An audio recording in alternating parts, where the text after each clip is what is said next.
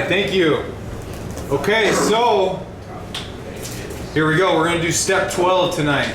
So some of you guys have been here for a considerable period of time and you've seen me go through pretty much, we went through every single step today. I mean, don't get it twisted. The program goes to 164, right? To the wives, the family afterward, the employers, the vision for you. I mean, that's the program. But tonight we're on step 12, the 12 steps. So if you guys want to turn to page 89, and we're going to talk about step 12 tonight. You know, I want to remind everyone, you know, when we come to meetings and we come to treatment centers and, you know, we find ourselves walking into Fellowship Hall, anywhere in the valley, right? When we come in there and we sit down and I say, my name is Jason, I'm an alcoholic, I'm not there to be a sponsee, I'm there to be a sponsor. Every one of you guys in this room is here to be a sponsor. We pay this thing forward and that's how it works. To teach something is to master it. Think about if every single one of you guys knew that I was going to come here later to see you and you were going to take me through the doctor's opinion or more about alcoholism, right? Or we agnostics, or how it works, right? If you knew that you were going to sit down with me and you were going to read that thing with me, what'd you probably do? You'd probably study it. You'd probably read it a few times. Because I don't know if you guys are anything like me. The first time I went through this book and I started reading this thing, I'm thinking about what's for chow, how many push-ups I'm going to do later, right? When I'm going to call my girl I got sober in prison, right? Did she put the money on the books, right? Did my bubble go through because I got bills? You know, I'm still trying to clean up from 96. You know what I mean? Right? And I just read 10 pages. I didn't retain anything, right? I got to continuously go over it, and the way that I've been able to understand the book as well as I do, and I don't have it all figured out, every time I sit down and I read it with one of my sponsees or I do a big book study, I learn something different, man. More will be revealed, right? So we have to continuously go through it. And the million-dollar question is, how do we forgive ourselves, right? How do I forgive myself for the horrible things that I've done to the people I love the most? And my hurt doesn't discriminate. You know, mom just happens to let me in more often than most, right? My dad just happens to be the one who picks me up and bails me out and leaves his wallet in the center console, right? But my hurt doesn't discriminate. I got kids. I watched my daughter grow up in prison. Didn't see her for 2 years because I want to sell dope and get high on the yard, but I love her, right? And so when I feel again, I feel horrible. And I wish it was easy as working some steps, writing some resentments down, and all of a sudden now that's gone, right? And I forgive myself. Right? It doesn't work that way. There's got to be some action behind it, just like everything. The healing process begins as we work the steps, right? But when I sit down with a sponsee and I work a 4 and a 5 specifically, right? And I get to talk about stealing from everyone I've loved the most. I get to talk about all the horrible things that I've done. Now what I'm doing is I'm starting to switch the attachment because I've become to be grateful. It's not a negative attachment anymore. It becomes a positive attachment because now I'm more qualified to sit down with any one of you guys. So if you're anything like me and you've done a lot of harm, that means a whole bunch of sponsees, right? I'm gonna have to utilize this shit a whole lot because I was running and gunning for 20 years, man. Lie, cheat, manipulate, steal. That's my alcoholic mentality, dude. And I'm a heroin addict, old school, right? So it's by any means necessary, dude, right? And I do some weird shit, step 5. There's a lot of fear associated with that one. Right? But every time I sit down with a sponsee and I get to break the ice with the horrible things that I've done in my 5th step, and I get to see them feel that comfort, that they know they're in a safe place because I've shared my true self with them, intimacy, the genuine sharing of one's true self with another. When they see that, then they become more comfortable. And then they can look the world in the eyes. They can be alone at perfect ease. Their fears fall from them. They begin to feel the nearness of their Creator. Some begin to believe they're having a spiritual experience. That's from the end of step 5. So this is the most important part. In my opinion, 90% of what you're going to learn in this program comes from working with others, dude.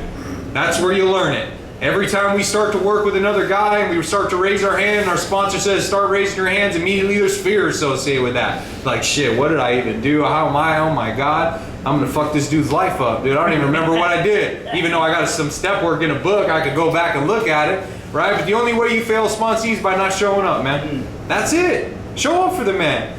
And when you sit down and you start reading the book, you'll realize you retained a whole hell of a lot more than you thought you did, man. So step 12 in the book just kind of gives us some suggestions on working with others. But I'll tell you right now, it all comes from trial and error, man.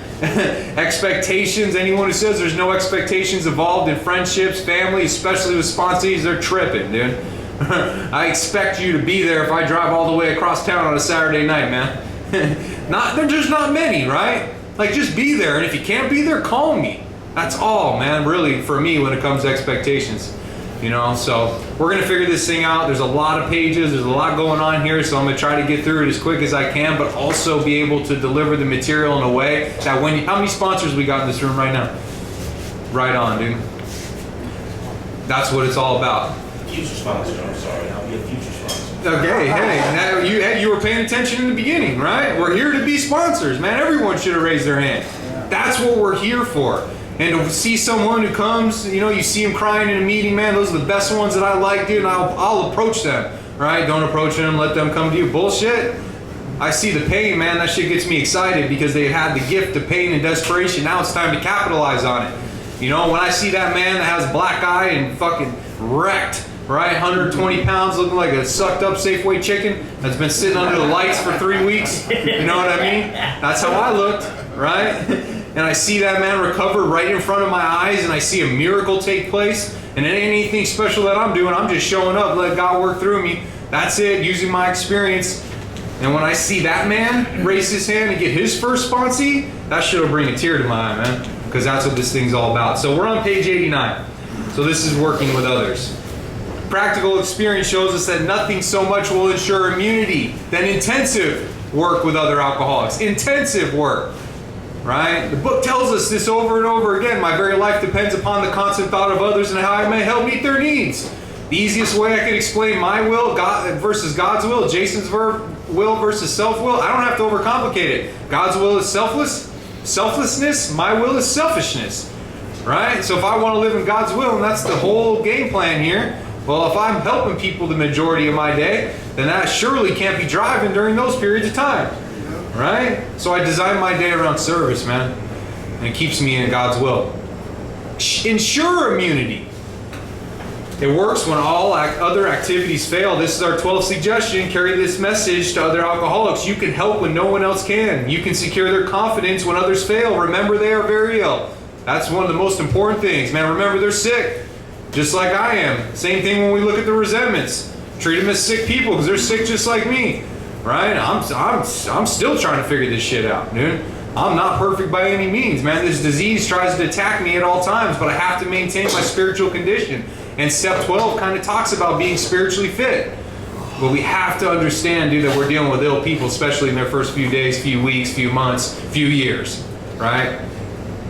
Life will take on new meaning to watch people recover, to see them help others, to watch loneliness vanish, to see a fellowship grow up about you, to have a host of friends. This is an experience you must not miss. We know you will not want to miss it. Frequent contact with newcomers and with each other is the bright spot of our lives. All my friends come from the fellowship. You know, I was on a prison yard, man, when I got sober, man. I was in Florence North Unit. And, you know, we had maybe like 7 or 8 guys going to meetings when I first walked into that first meeting back in 2018. I walked into that meeting, there was about 8 guys. Fast forward 3 years on that yard, well, 2.5 years. Those 8 guys went to 50 guys, went to 60 guys. Pat was there, right? We're talking 60 guys in a prison yard. Most prison yards, you just go to pass dope and pass kites and see some of the fellas that you don't get to see because you're in different buildings, right? But we were there getting real recovery, man. And, you know, they ended up closing North Unit down, and we were sad about it, but God had a bigger plan. What he did is he dismantled that fellowship and that recovery and placed every single one of those men, just like Pat, into different prison units all across the state. And every single one of those guys, when they got there, they started a meeting. Right? They passed it on. They carried the message. It works when all other activities fail. God had a plan, man. But that experience, I'm so grateful. I still talk to all those guys today. We're getting ready to plan another. We're going to main event. We're getting the boys together. You know, that's what it's all about. Perhaps you're not acquainted with any drinkers who want to recover. You can easily find some by asking a few doctors, ministers, priests, or hospital. They will only be too glad to assist you. Don't start out as an evangelist or reformer. Unfortunately, a lot of prejudice exists. You'll be handicapped if you arouse it. Ministers and doctors are competent. You can learn much from them as well, if you wish. But it happens, here it is, because of your own drinking experience, you can be uniquely useful to other alcoholics. We are the same. We are the same. We all have, remember, we're not talking about drugs and alcohol with this book. We're talking about the alcoholic mentality. We all have the same character defects. The situations, the circumstances, the environments, the people, that's different, right? But the underlying issue, right? Our character defects, selfishness, ego, self-centeredness, lie, cheat, manipulate, steal, they're all there, dude. We're all the same. That's why we can help each other. You can't shit a shitter. Right? I already know what time it is. Because I've done the same things. You don't gotta lie to me. Alright. So cooperate, never criticize. To be helpful is your only aim. When you discover a prospect for Alcoholics Anonymous, find out all you can about him. If he does not want to stop drinking, don't waste your time to persuade him. You may spoil a later opportunity. Dude, when I first got sober, dude, it talks about that in the family afterward. Like, we feel like we struck gold when we find recovery. We may try to hold the treasure for a time, but we barely scratched the limitless load, which will pay dividends if we only mine for it for the rest of our lives and give away the entire find, right? And this thing saved my life, dude. I wanted everyone to have it. I was hunting sponsees down, checking lockers and socks, and that little slit in the boxers where they had the dope, patting mother, doubling back, leaving, coming right back, doubling back around, front door, back door, right? Checking boxes and shit, you know what I mean? Yeah. What'd you do for your recovery today, brother? You know, and they're like, dude, fucking chill out, dude. Right? I had to learn these things. I read it, but I have to learn these things. I gotta remember this program isn't for people who want it. It's not for people who need it. It's for motherfuckers who do it. Yeah. We gotta do this. That's what this thing is for. Otherwise, I'd be up there at that Arco like Oprah. You get recovery, and you got me. This whole city be recovered by fucking midnight. Surely, I get the whole squad together. We go save everybody. You know, I wish I could. This advice is given for his family also. They should be patient, realizing they're dealing with a sick person. If there's any indication he wants to stop, have a good talk with the person most interested in him, usually his wife. Get an idea of his behavior, his problems, his background, the seriousness of his condition, his religious learnings. You will need this information to put yourself in his shoes, in his place, to see how you would like him to approach you if the tables were turned. Listen, so you got to meet them where they're at, man. The more information that you have on them, the better, dude. I work in recovery, right? I work with a ton of clients, sponsor a ton of men, dude. I come and I give my time because people over there in prison came and gave me their time. You know, rain or shine, Christmas Eve, Christmas Day, man, they always came and they drove almost an hour to bring that meeting to us twice a week, right? And that's why I come here, man, just to help, just to pay it forward what this whole thing's about. But I always have to remember that everybody's recovery looks different. Everybody's journey is different. Day one, the first month, 3 months, 1 year, it looks different for everybody. And my aim is just to be helpful, so I gotta meet them where they're at. Sometimes it's wise to wait till he goes on a binge. The family may object to this, but unless he's in a dangerous physical condition, it's better to risk it. Don't deal with him when he was very drunk unless is ugly and the family needs your help. Wait for the end of the spree, or at least a lucid interval. Let his family or friend ask him if he wants to quit for good, if you go to any extreme to do so. That's typically the first question you're going to ask somebody, right? And usually you're just going to use it to club it over their head later on down the road. Like, hey, brother, you said you were willing to go to any lengths, right? Just kind of feeling them out, you know? You said it, right? Were you lying to me? Probably, right? I think most are in the beginning. You're like, hell yeah, I don't want to go on any lengths. I don't want to feel this way anymore. Usually you're going to work with two different guys. You know, in my opinion, just opinion, the best type of dude is the one that just got out of detox or you just got beat up and pulled them off the streets. They're more likely to follow your suggestions. It's that pain, dude. We got to capitalize on that pain. And the most important part of capitalizing on that pain is getting recovery, not relief, right? Because I mistake relief for recovery, right? And so that's usually the best one, the one that just came off a spree. Then you're going to find the guy who's just still, you know, been white knuckling or been dry for a long period of time, right? And he sees how happy you are and how you're progressing in life, dude, and he realizes that just because he's not using it anymore, he's still pissed off. But then when you start talking about some things you might want to do, some suggestions or directions the book gives you, he's like, shit, I've been sober for a year. I'm good on all of that, right? That's why they say wait till the end of the spree. I'm that phone call. Everyone likes to call me when they're hammered, dude, or they're really... They call me at like midnight, dude, 1 o'clock in the morning, dude, crying on the phone and shit. I'm like, call me when you're sober, bro. You know, and I got you. All right. If he says yes, his attention should be drawn to you as a person who is recovered.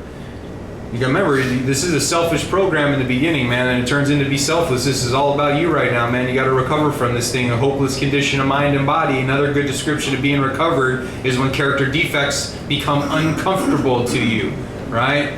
That shows you that sanity has returned. You should be described as one of a fellowship as part of their own recovery, tries to help others, so we'll be glad to ask him if he cares to see you. If he does not want to see you, never force yourself upon him. If they don't call, they don't call. Right? I drive out there, they don't show up, then that's it. My time is valuable. That's the first thing I let them know, dude. My time is extremely valuable. But if you have the desire and you want to show up and you're going to be there and you call me, dude, I got all the time in the world for you. I'll make it happen some way or another.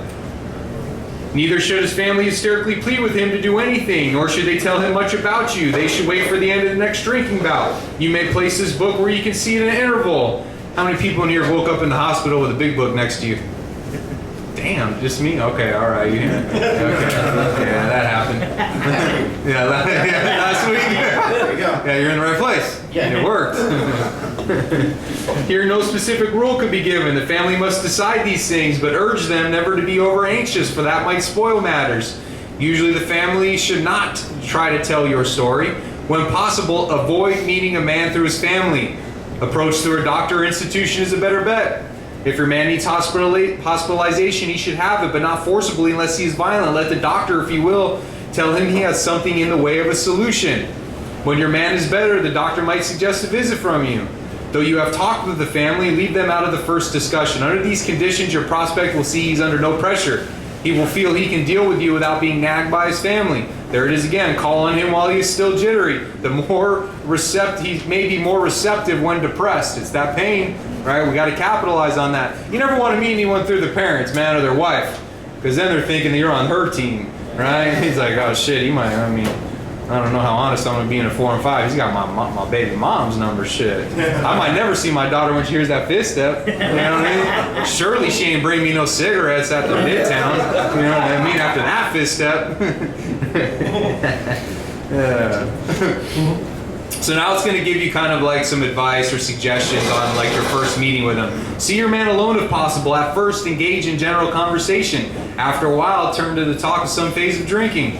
Tell him enough about your drinking habits, symptoms, experiences to encourage him to speak of himself. If he wishes to talk, let him do so. You will thus get a better idea of how you ought to proceed. If he's not communicative, give him a sketch of your drinking career up to the time you quit. But say nothing for the moment of how that was accomplished. If he's in a serious mood, dwell on the troubles liquor has caused you, being careful not to moralize or lectures. If his mood is light, tell him humorous stories of your escapades. Get him to tell some of his. When he sees you know all about the drinking game, commence to describe yourself as an alcoholic. Tell him how baffled you were, how you finally learned that you were sick. Give him account of the struggles you made to stop. Show him the mental twist which leads to the first drink of a spree. We suggest you do this as we have done in chapter on alcoholism. That's step 1, more about alcoholism. If he is an alcoholic, I'll understand you at once. He will match his mental inconsistencies with some of his own. If you're satisfied he's a real alcoholic, begin to dwell on the hopeless feature of the malady. Remember, a malady is a sickness. Show him from your own experience how the queer mental condition surrounding that first drink prevents normal functioning of the willpower. Don't at this stage refer to this book unless he's seen it and wishes to discuss it. And be careful not to brand him as an alcoholic. Let him draw his own conclusions. If he sticks to the idea he can still control his drinking, tell him he possibly can if he's not too alcoholic, but insist that if he is severely afflicted, there may be little chance he can recover by himself. Remember, we're not here to diagnose anyone.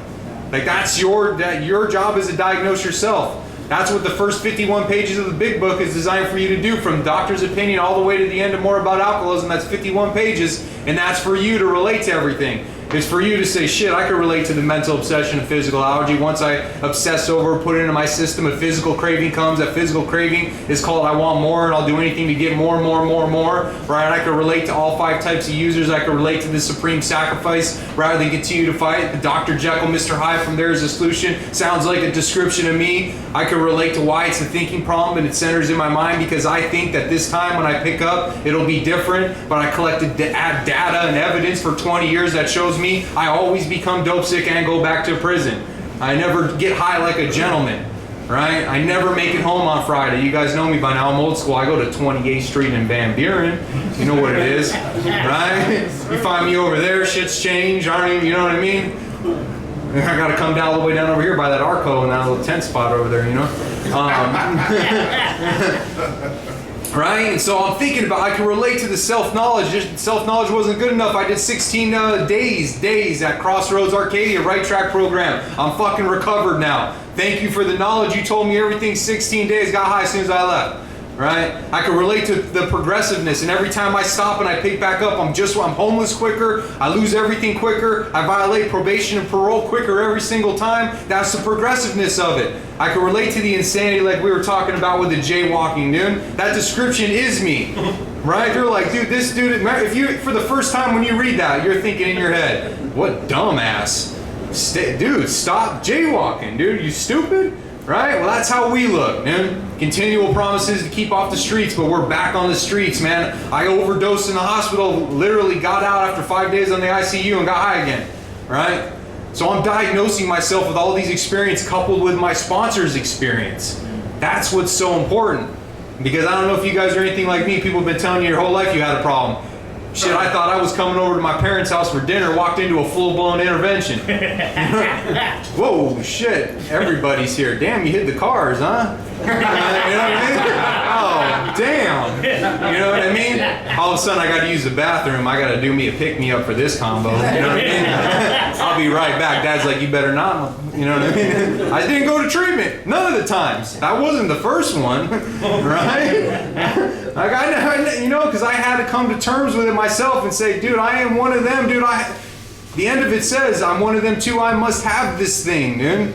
Right? So we never want to diagnose them. We use our own experience coupled with the literature from the first 100 to their experience who recovered. And the whole time your sponsee's going, yeah, fuck yeah, me too, dude. We're just like, well, damn, dog, you might want to do something about that, player. Like, we might want to put pen to paper.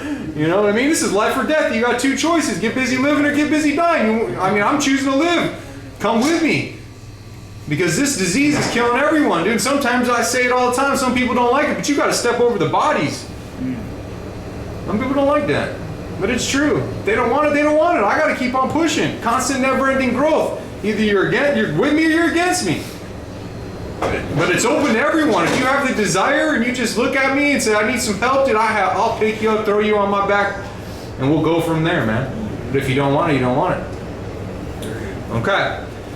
Continue to speak of alcoholism as an illness, a fatal malady. Talk about the conditions of the body and mind which accompany it. Keep his attention focused mainly on your own personal experience.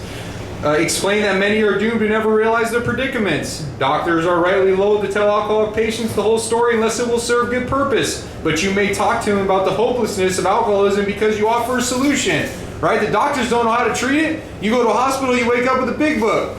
You go to jail, they send you to meetings. Right? The only programs you got on the yard are meetings. Right? You go to any treatment center, where are you going? We're going to a meeting, right? Because that's the solution. The doctors, well, imagine if a doctor's like, hey, dude, you got a chronic condition, it's going to kill you, bro. I don't know what to do, though. So, you're in trouble, brother. Here's the book. Shit, that's all I know, right? Like, that's the truth, though, right? But we have the solution. I can show you. I can show you better than I can tell you. You will soon have your friend admitting he has many, if not all, the traits of an alcoholic. If his own doctor is willing to tell him that he's an alcoholic, so much the better. Even though your protege may not have entirely admitted his condition, he has become very curious to know how you got well. Let him ask you that question, if you will. Tell him exactly what happened to you. Stress the spiritual feature freely. If the man be an agnostic or an atheist, make it empathetic. He doesn't have to agree with your conception of God. He can choose any conception he likes, provided it makes sense to him. The application process of the higher power is the most important part because it's a 50-50 relationship. You got to know what your action steps are, and you let your higher power take care of the outcomes in your life. Through awareness, you get to see God work. You get to experience God. Spirituality is an experience. The best way to experience spirituality is watch another man that you show up once a week, twice a week. You read the book with them, go through some step work, and you see the light bulb come on and a miracle happen right in front of your eyes. Dude, I've witnessed it. I witnessed it with Pat, and I get to watch him out here today. I met him in prison, sponsored him on the yard. Fast forward 3 years later, here we are. We're both working recovery, work for the same company. Here we are, man, doing this shit together, dude. That's a miracle. That's God. When dealing with such a person, you better use everyday language. Describe spiritual principles. There is no use arousing any prejudice he may have against certain theological terms and conceptions about which he already may be confused. Don't raise such issues no matter what your convictions are. Your prospect may belong to a religious denomination. His religious learnings and education and training may be far superior to yours. In that case, he's going to wonder how you can add anything to what he already knows. But he will be curious to learn why his own convictions have not worked and why yours seem to work so well. He may be an example of the truth that faith alone is insufficient. To be vital, faith must be accompanied by self-sacrifice and unconstructive action. Action. Dude, this thing's just like working out, bro. Recovery's just like working out, dude. Exactly what it is, dude. I can't just lay in my bed at night and pray to have a six-pack and be ripped. I can't just lay in my bed and be like, God, just please let me be sober for the rest of my life. I thought you could do that because you're black. Yeah, you might be able to do it, brother. I mean, you walked in here and I was making sure I didn't know you from another yard. I might have owed you a couple bucks. You know what I mean? But it's just like working out, dude, right? Like I gotta get up every morning and go even when I don't want to go, and I gotta do sets, and I gotta do reps, and I gotta add more weight, and I gotta keep on pushing. Because just like working out, same thing with recovery. When I stop working out, I lose it. It's the same thing. We get our non-negotiables of our recovery in line, and we build our life around that, man.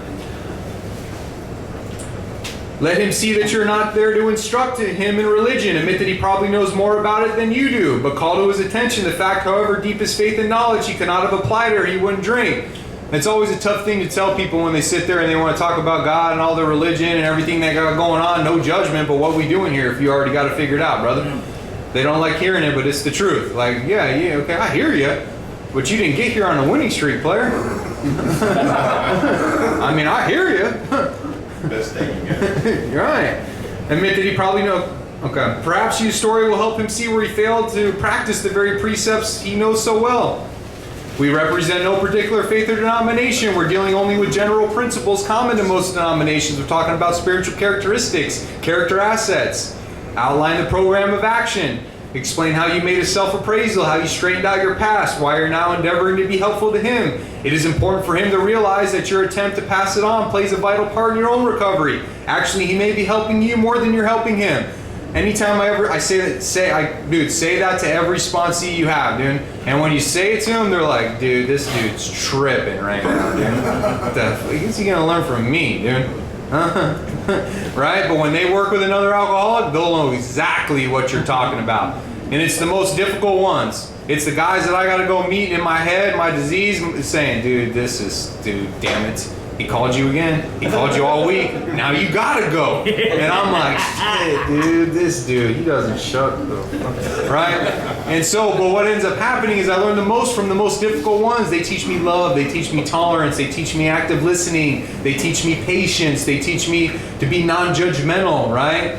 They teach me all those things, and I get to practice it every single time that I meet with them.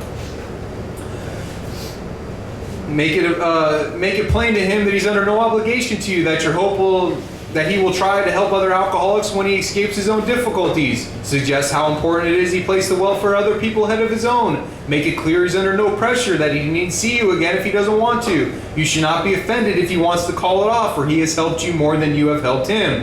If your talk has been sane, quiet, and full of understanding, you will perhaps meet a friend. Maybe you have disturbed him about the question of alcoholism. This is all to the good. The more hope, there it is again, the more hopeless he feels, the better.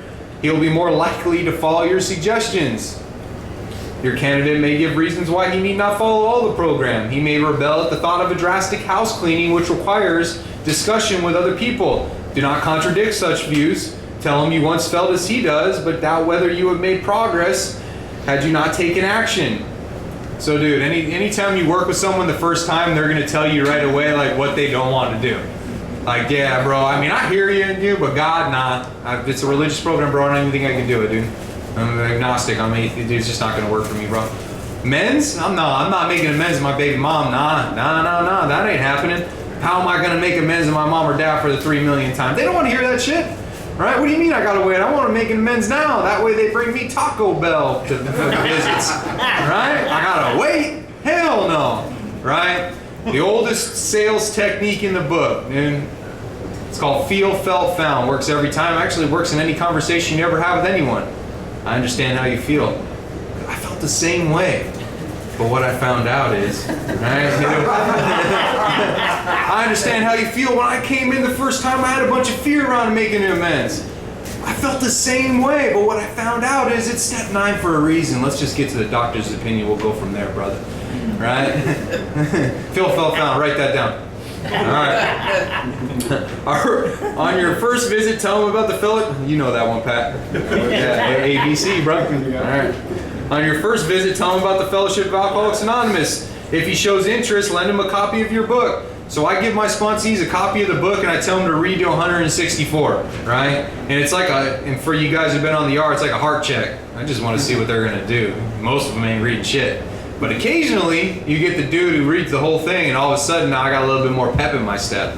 I'm like, okay, right? But usually I'm like, read to 164, let me know what's going on, underline, highlight anything you got, call me every day this week, right? And if they actually read it, I'm like, okay, all right, most of them will not.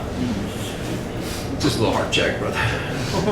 Unless your friend if dude over here, what's your name, brother? Sean. Yeah, if he asked me to read 164, I'm reading all the way through. I don't want no problems, Read brother. it twice. Yeah. Everything's highlighted just to be safe.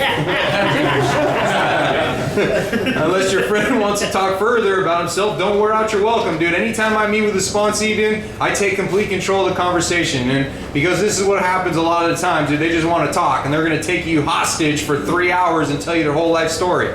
2 hours in, they're going to be back in 97 at the McDonald's ordering a shake. And you're thinking, damn, this dude's got to be 45, dude. Holy shit. We're going to be here all night, right?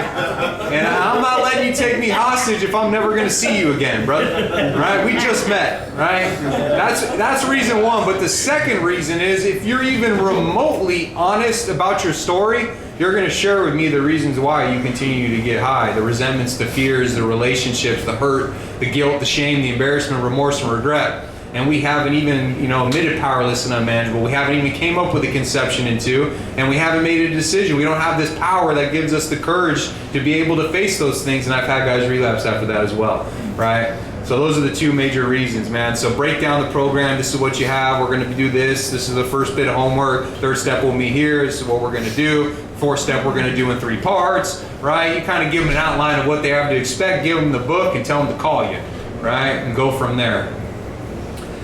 Give him a chance to think it over. If you do stay, let him steer the conversation any direction you like. Sometimes a new man is anxious to proceed. You may be tempted to let him do so. This is sometimes a mistake. If he has trouble, he's likely to say you rushed him. Don't even trip. Anytime your sponsees relapse, it's always just your fault. Don't even worry about it, dude. You will be most successful with alcoholics if you don't exhibit any passion or crusade or reform. Never talk down to an alcoholic from any moral spiritual hilltop. Simply lay out the spiritual kit of tools, spiritual tools for his inspection. Show him how they work for you. Offer him friendship, fellowship. Tell him if he wants to get well, you do anything to help. If he is not interested in your solution, expects you to act only as a banker for his financial difficulties or nurses for his sprees, you may have to drop him until he changes his mind. This he may do after he gets hurt some more. It's all about that pain. If you hit him, right? Nah, I mean, Drop him. I mean, if you hit him, you might have to work the program through it, brother. You're gonna make an amends, right? Check out the resentment first. See if there's any fear associated with it. Remember what your relationships are supposed to look like, and then work it on, brother. Clear your side of the street. I mean, typically we don't harm them. Yeah, we don't want to do that. No, we don't want to do that. But this is the thing, man, so when I got sober in prison, right, we had this fellowship, dude, and we were like the biggest gang on the yard, right? And so we have a lot of dudes that would run up a bunch of debt, dude, then they come hide out in the fellowship, right? And then what they want me, and that's what they would do. And I can remember what it was like to have a black eye and, and everyone on the yard wanted to beat my ass, dude, because I owed 3 G's, dude, and was broke as hell, right? I can remember those days, dude. I want to break out the locker. I want to go around and I want to talk to every single person and say, don't even trip, this is my sponsee now, dude. We're gonna get this paid. Slow money's better than no money, bro. You know what I mean? Right? And then he wants a chew and a cup of coffee, right? Here we go, dude. Right? We don't ever get in the book, dude. They're just hiding out, man. And and I made that mistake many, many times, dude. And it got to the point where if I was gonna, because then what happens is expectations get involved. Yeah. I'm like, oh, what? Now you got these dudes looking. I'm like, I co-sign for your ass. Shit, right? But we learn these things. It comes from trial and error, man.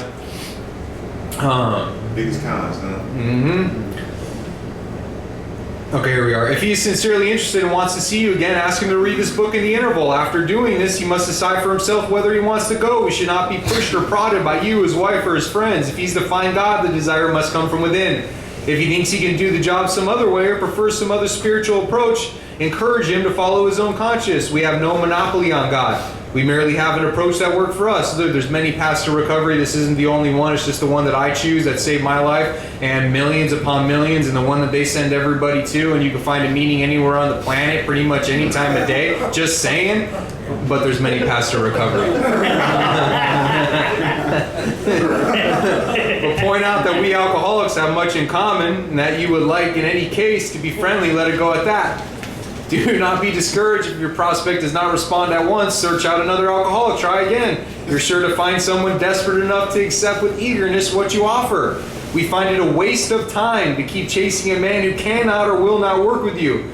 If you leave such a person alone, he may soon be convinced that he cannot recover by himself. To spend too much time in any one situation is to deny some other alcoholic an opportunity to live and be happy. One of our fellowship failed entirely with his first half dozen prospects. He often says that if he continued to work on them, he might have deprived many others who have since recovered of their chance. Dude, there's plenty of people out there that want this, dude, and want to do it, dude, right? Like, if they call you, dude, and they show up, work, get the book open. Whether they did the work, whether their steps are ready, sometimes you got to break it out and work through the resentments with them. You got to do it with them. But if they show up, that's the desire. If they call you, that's the desire. Remember, that's the only requirement, right? And hopefully, 9 times out of 10, if they're putting the work in, then God will do the rest, dude. And a miracle will happen, and they'll have a spiritual experience as the result of these steps. All right, this is going to kind of give some suggestions about the second meeting. Suppose now you're making a second visit to a man. He's read this volume, says he's prepared to go through with the 12 steps of the program of recovery. Having had the experience, you can give him practical advice. Let him know you're available if he wishes to make a decision and tell his story, but do not insist on it if he prefers to consult someone else. He may be broke or homeless. If he is, you might try to help him about getting a job, give him a little financial assistance, but you should not deprive your family or creditors of money that they should have. Perhaps you want to take the man into your home for a few days, but be sure to use discretion. Remember, anytime we're helping with these types of things, dude, like, expectations get involved, bro. All right, we're all going to learn the hard way with this one. We want to take them in, dude. We want them off the streets. We can remember that pain. We want to help them get a job. And don't get me wrong, dude. People want to help themselves.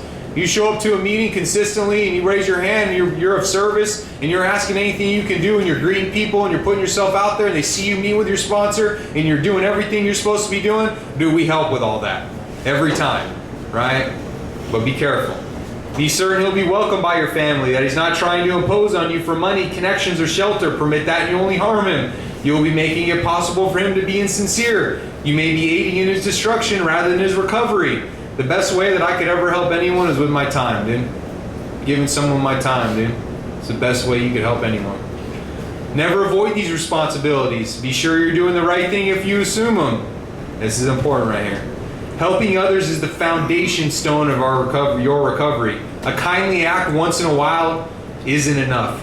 You have to act the Good Samaritan every day if need be. It may mean the loss of many nights' sleep, great interference with your pleasures, interruptions to your business. It may mean sharing your money, your home, counseling frantic wives, relatives, innumerable trips to police, courts, sanitariums, hospitals, and jails, and asylums. Your telephone may jangle any time, day or night. Your wife may sometimes say she's neglected. A drunk may smash the furniture at home, burn a mattress. You may have to fight with him if he is violent. Sometimes you'll have to call a doctor, administer sedatives under his direction. And another time you may have to send for the police or an ambulance. Occasionally you have to meet such conditions. You know, there's a well-respected guy, and he always says every time, he's like, man, all I got to do is when they answer, pick up the phone and be willing to drive across town at 2 o'clock in the morning to help another alcoholic. Man, that's all I have to do today, man. When they call and when I'm asked to be of service, and God, because I believe my higher power wears people clothes, man. He puts people in my life, and when I do my part, I get to experience how powerful he is. I just got to be willing to do my part when God does his. We seldom allow an alcoholic to live in our homes for a long time. It's not good for him. Sometimes creates serious complications in the family. Yeah, you don't want a guy on the couch. You know what I mean? You don't want that. My wife's mad. Another night? Are you kidding me? I'm like, yeah, babe, you're going to have to put an extra plate out tonight. Again? She always puts the plate out though, but she don't like that shit sometimes. Though an alcoholic does not respond, there's no reason why you should neglect his family. You should continue to be friendly to them. The family should be offered your way of life. Should they accept, practice spiritual principles, there's a much better chance the head of the family will recover. Even though we continue to drink, the family will find life more bearable. For the type of alcoholic who is able and willing to get well, a little charity in the ordinary sense of the word is needed or wanted. The men who cry for, this is important, the men who cry for money or shelter before conquering alcohol are on the wrong track. Yet we do go to great extremes to provide each other with these very things when such action is warranted. This may seem inconsistent, but we think it is not. It's not a matter of giving that's in question, and whether how to give, when and how to give. That often makes the difference between failure and success.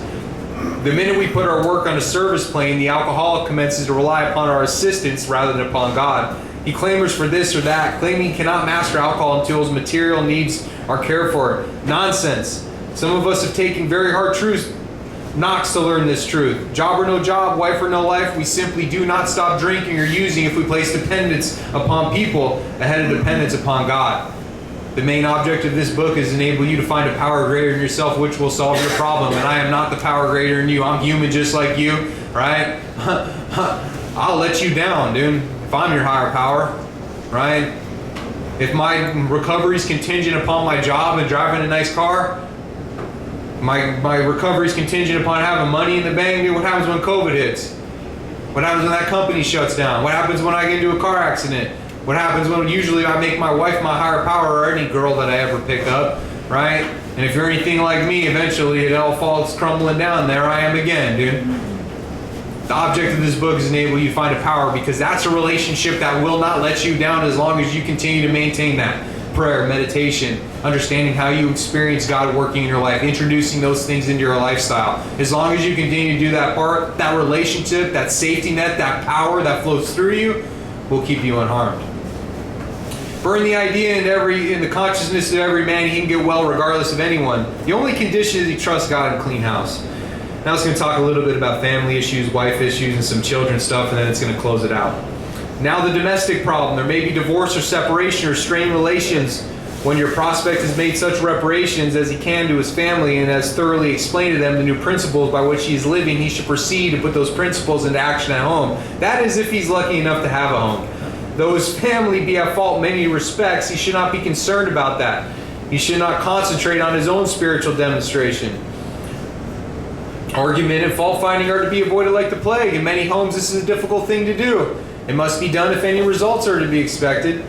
If persisted in a few months, the effect on a man's family is sure to be great. The most incompatible people discover they have a basis on which they can meet. Little by little, the family may see their own defects and admit them. These can then be discussed in an atmosphere of helpfulness and friendliness.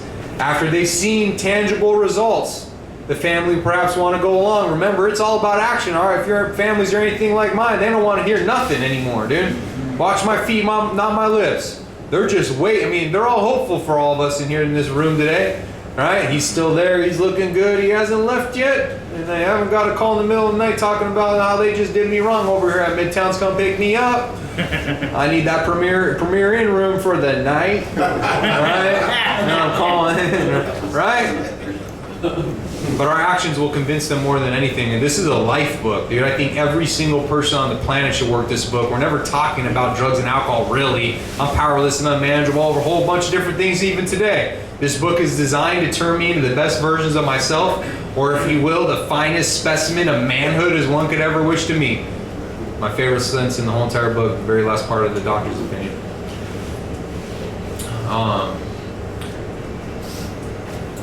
Okay. These things will come to pass naturally in good time, provided, however, the alcoholic continues to demonstrate he can be sober, considerate, helpful, regardless of what anyone says or does. Don't let ego creep in when mom wants to ask you where you've been, or your girl wants to say when you coming back, or why you've been in the bathroom so long, right? Or let me hold on to your paycheck, right? Let me put it into the bank, right? No, I'm not going to give you my debit card yet. No, you don't get a house key yet. No, I want you to go to sober living. I don't want you to come home, right? You're not ready to come home. Right? Because my ego wants to say, what, don't you know I've been sober? I'm sober. I got spontees. You kidding me? Right? And then they go, see, I told you, there's that old you still there. Right? Just like it always been. You haven't learned nothing yet. Right? I just say, you're right. You're right. I love you. Thank you for taking care of me. Thank you for being there for me always, no matter what. I'm going to take the hard route for long-term success instead of the easy way that always sends me back to the hard way. If there be, of course, we fall much below this standard many times, but we must try to repair the damage immediately lest we pay the penalty of a spree. If there be divorce or separation, there should be no undue haste for the couple to get together. The man should be sure of his recovery. The wife should fully understand his way of life. If their old relationship is to be resumed, to be on a better basis since the former did not work. This means a new attitude and spirit all around. Sometimes it's in best interest of all concerned that a couple remains apart. Obviously, no rule can be laid down. Let the alcoholic continue his program day by day. When the time for living together has come, it'll be apparent to both parties. Let no alcoholic say he cannot recover unless he has his family back, because this just isn't so. In some cases, the wife will never come back for one reason or another. Remind the prospect that his recovery is dependent upon people. Isn't dependent upon people. It's dependent upon his relationship with God. We've seen men get well whose families have not returned at all. We've seen others slip when families have came back too soon. I've seen that in my own personal life. Both you and the new man must walk day by day in the path of spiritual progress. If you persist, remarkable things will happen. When we look back, we realize that the things which came to us when we put ourselves in God's hands are better than anything we could have planned. Follow the dictates of a higher power. You'll presently live in a new and wonderful world no matter what your present circumstances. That's so huge. I got sober, man, in prison, dude. No one wanted to talk to me. I had nobody in the world. I didn't have nothing. I had to borrow socks. I had 1 year, but I didn't have shit. I've been in prison for 3 years at that point. My wife wanted a divorce. My parents blocked the number on my phone. Nobody in my family wanted anything to do with me, dude.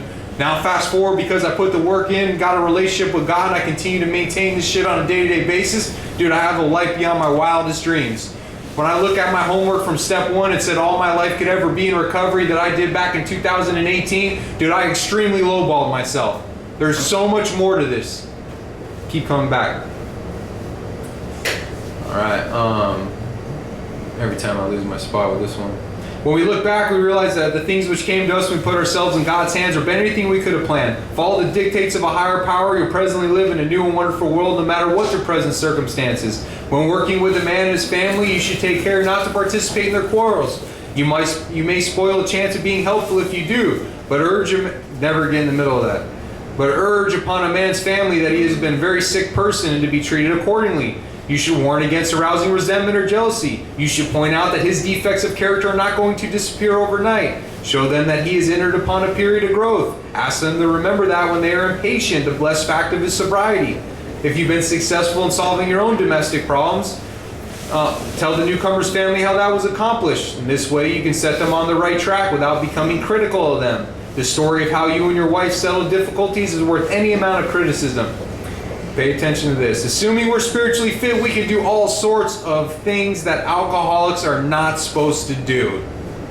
People have said we must not go where liquor is served. We must not have it in our homes. We must shun friends who drink. We must avoid moving pictures which show drinking scenes. We must not go into bars. Our friends must hide their bottles if we go into their houses. We mustn't think or be reminded of alcohol at all. Our experience shows this is not necessarily so. We meet these conditions every day. An alcoholic who cannot meet them still has the alcoholic mind. There's something wrong with his spiritual status. If I can't have people over to my house today, I just threw a birthday party for my 4-year-old niece. It had the whole family there to my new house I just moved in. Right, I was living in a jail cell, prison cell for 8 years. I've been out since March 19th of 2021, just moved into a house, was able to have all my family, every single one of them came to my house. I threw the party. They're normies, dude. They made margaritas.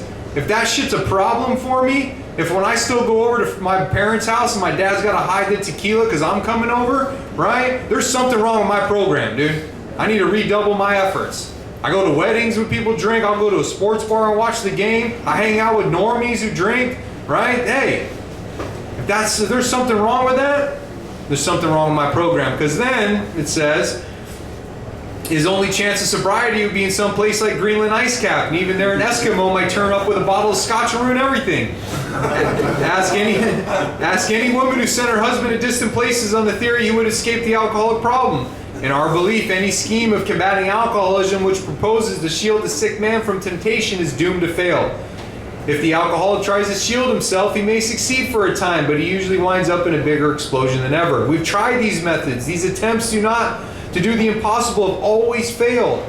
So the rule is never avoid a place where there is drinking if we have legitimate reason for being there. What's my motives? Why am I even going here, dude? This includes bars, nightclubs, dances, receptions, weddings, even plain old whoopee parties. To a person who has had experience with an alcoholic, this may seem like tempting providence, but it isn't. You will note that we made an important qualification. Therefore, ask yourselves on each occasion, have I any good social, business, or personal reason for going this place? Or am I expecting to steal a vicarious pleasure from the atmosphere? Yeah. What is a whoopee party? Well, I've just had the discussion about it, and like, if you look up the definition, it's like some old sexual shit, right? I don't know if you ever looked it up. Yeah, it's like, right? But I'm just saying, just a party. It's a tea party. Yeah, just a party. Huh? It's an old expression Yeah, from the 50s, yeah. 40s and 50s. Yeah. Whoopee party. Yeah. Yeah. Well, if you look it up, I just had a sponsee ask me about this, and he's like, so I can go to orgy? I'm like, bro. He's like, look it up right here. He's trying to get all technical and shit. It's in the book. Yeah. Yeah. All right. If you answer these questions satisfactorily, you need to have no apprehension. Go or stay whichever seems best, but be sure you're on, most importantly, be sure you're on solid spiritual ground before you start, and that your motive in going is thoroughly good. Do not think of what you will get out of the occasion. Think of what you can bring to it. But if you're shaky, you better work with another alcoholic instead. Why sit with a long face in places where there's drinking, sighing about the good old days? If it's a happy occasion, try to increase the pleasure of those there. If a business occasion, go and attend your business enthusiastically. If you're with a person who wants to eat in a bar, by all means go along. Let your friends know they're not to change their habits on your account. At a proper time and place, explain to all your friends why alcohol disagrees with you. If you do this thoroughly, a few people will ask you to drink. You know, I coached my daughter's soccer team, right? And we went to a tournament where there was a bar, and I was sitting there with all the parents, right? And they were all drinking, and they've asked me to drink them different all the time. I just say, nah, and they're like, well, they're like, why you don't drink? And I'm like, nah, I'm in recovery, and you know, I get an allergic reaction, and I'll get real wild. I'll definitely get a red card this next game, probably never be able to coach again. That's all you need to know, right? The time and place will come, dude. And usually they're like, okay, good call. And all right, we don't want that, you know? And they don't ask again. Now you're getting back into the social life of this world. Don't start withdrawing again just because your friends drink. Your job now is to be at a place where you may be of maximum helpfulness to others, so never hesitate to go anywhere if you can be helpful. You should not hesitate to miss the most sordid spot on the earth on such an errand. Keep on the firing line of life, and with these motives, and God will keep you unharmed.